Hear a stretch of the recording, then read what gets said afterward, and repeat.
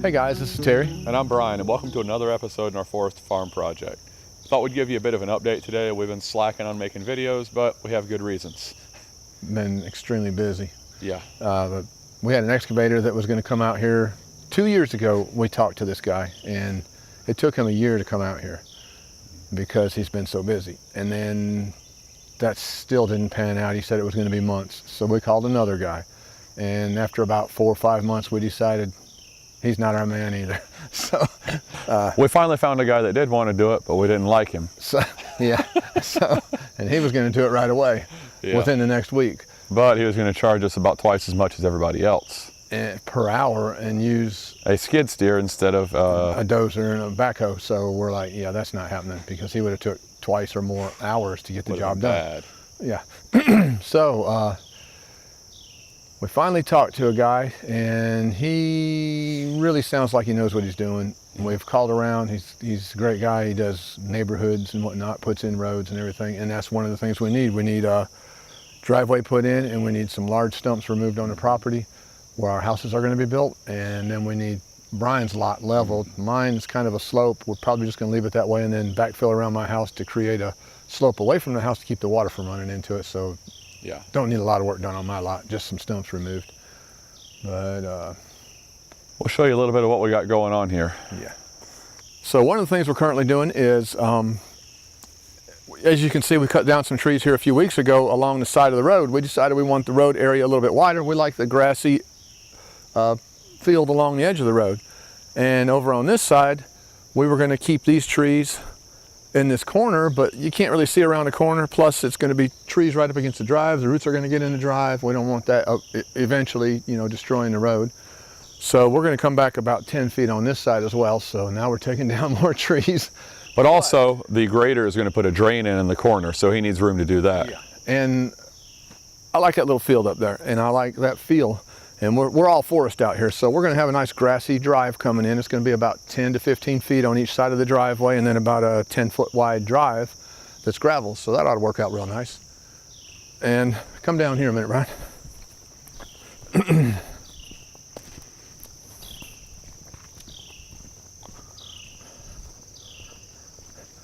Little FYI, when we built our lawnmower drag, kind of a clunky little thing, but it did a great job. This is the area we drug. And then we came out here and did the Strongway 48-inch aerator build. We did a video on that. And we never actually used it. We got so busy with work, we couldn't get out here to do anything. Exactly, we were very busy. Well, the reason we had the aerator, we wanted to kind of plug this thing, get some holes in it after we had drug it down and got it level. It had gotten rained on, it got packed a little bit again.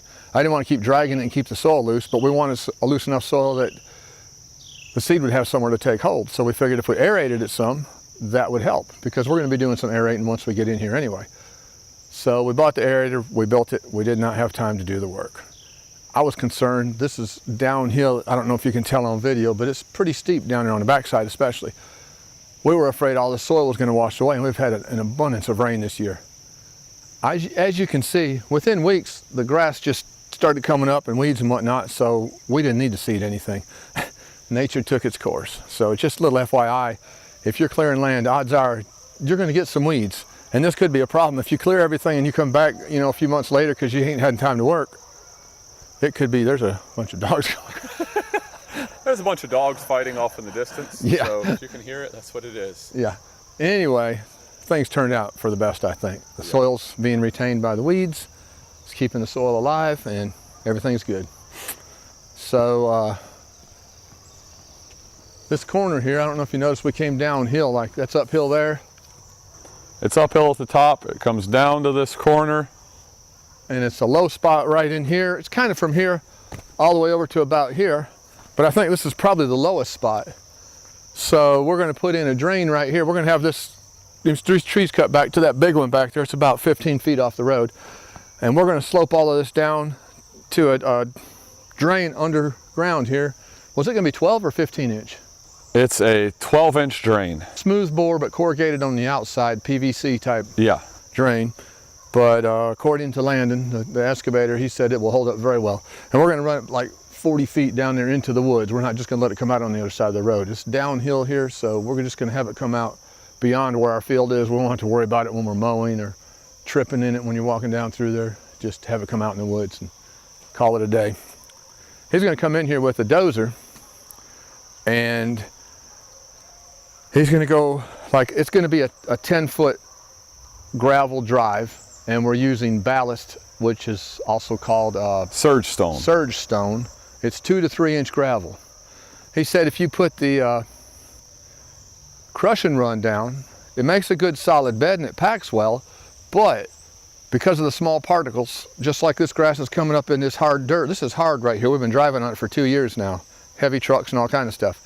Well, nature finds its way and it will grow in that. So your driveway is going to be grown full of grass because there's fine particles for it to take root in. In addition, any water that runs across it is going to wash it out eventually. But if you do the surge stones that he's recommending, it's large gravel. Nothing's really going to take root in it, at least until maybe some dirt settles in it over the years. And water will wash through it and not wash it itself. So hopefully that works out. I think it will, from what I understand. And it's the same stuff they use to make a road bed as well. But anyway, he's going to come down here with a dozer and tilt his blade like angled this way on that side. And probably like, it's going to be a 10-foot driveway of gravel. So he's going to go out an extra 2 feet on each side. It'll be 14 feet that he's going to be working with, and he's going to push that extra 2 foot of dirt towards the middle with his blade, tilt it down and angle it so that it throws the dirt into the middle. And he's going to form a small crown in the middle. And then they'll come in with a dump truck and it'll be straddling that crown of dirt. And they dump the gravel out and they can set the gate and tilt the bucket and go at X amount of speed, and they've got it all figured out, and it'll drop about 4 inches of stone as they drive along. And then they'll come on top of that with a barrel roller, and they'll drive down this side and pack it, and they'll drive down that side and pack it, and then they'll work their way up to that crown with it and pack that stuff down into the soil and pack it down hard, and it'll be a road bed. That's the same thing they do when they build neighborhoods to build a road bed. So it should make a good road bed. And then where they pulled that dirt out from the sides to form this crown in the middle is going to form a small ditch on each side. Well, that little ditch will follow down this drive down the hill this way, and this goes uphill. You probably can't tell in the video very well, but it's a very gradual grade. But the water's going to run down here to the drain this way and run down here to the drain this way and go across. We shouldn't have any wash in the driveway if everything goes as planned. That's another reason we're going to open this up to another 15 foot. That gives us more room to work. If we do have more water than we thought, we can always go and make a little bit deeper ditch and have plenty of room to accomplish that. And we want to be able to pull off the side if somebody's coming the other way, so you need plenty of room anyway. So that's going to be the driveway. Okay, so I'm going to show you guys a little bit more going up the driveway and towards my house site and show you what all is going to happen. Along the edge of the road, or along the edge of the drive here, we have cut down quite a few more trees, make it a nice wide grassy area on either side. And then we've got these big stumps, pine on the left and a big poplar on the right, that have got to come out before the driveway can be finished. That's been our main holdup to getting the driveway in here.